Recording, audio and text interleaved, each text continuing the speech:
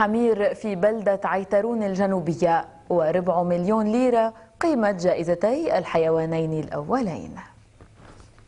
أبو الجماجم، ما تلحقني مخطوبة، أبو الهول، أبو النار، مافيا، زنهر وغيرها من الأسماء هي لحمير تتحضر للمشاركة في سباق خاص بها، ماراثون الحمير، الذي نظمه شبان من بلدة عيترون الجنوبية كفسحة تسلية وترفيه ليهربوا من خلالها من الهموم والمشاكل التي يعانون منها.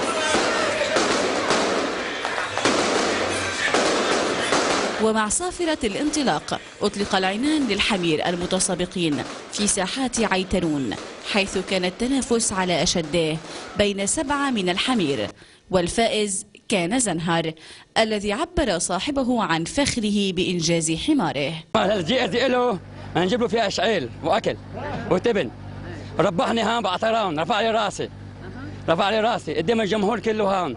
أول الحمار هو اسمه الحمار زنهر، لأني الجوز العمر الحمار عمره 4 سنين. الماراثون الذي رعته بلدية عيترون تخلله حكاية من الحكوات حول مآثر الحمار وأهميته في الحياة القروية اللبنانية سابقا، والحكوات حكى للأنبئان أسباب تنظيم مثل هذا السباق. قررنا بهذا النشاط لأنه ليش؟ لأنه العالم بدها شيء جديد، يعني مثلا اليوم احنا بعيترون بلد كبيرة بتعد مثلا بعطيك مثل بسيط انه العالم بدها شيء جديد، مثلا كل يوم في مناسبة عرس، كل يوم في عرس، في عالم عم تندع على العرس ما عم تروح لأنه كل يوم في عرس، بتحس انه ملت وزي هلا. هذه اليوم بالعام عم تعطي طابع فكاهي، طابع طرف، طابع قروي، طابع كلمي، بنرجع للماضي شوي. هذا وفاز صاحب الحمار الأول ب$100 والثاني ب100,000 ليرة لبنانية، عدا عن جوائز عينية. ومن فكاهات السباق كان ترقيم الحمير، حيث وكما توضع على المركبات والسيارات النمر كان تنمير للحمير أيضا، وحتى أن أبطال تيليتابيز كانوا حاضرين لتشجيع الحمير.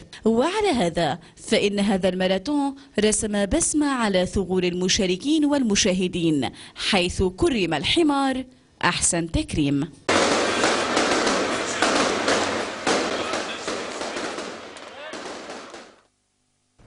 مزيد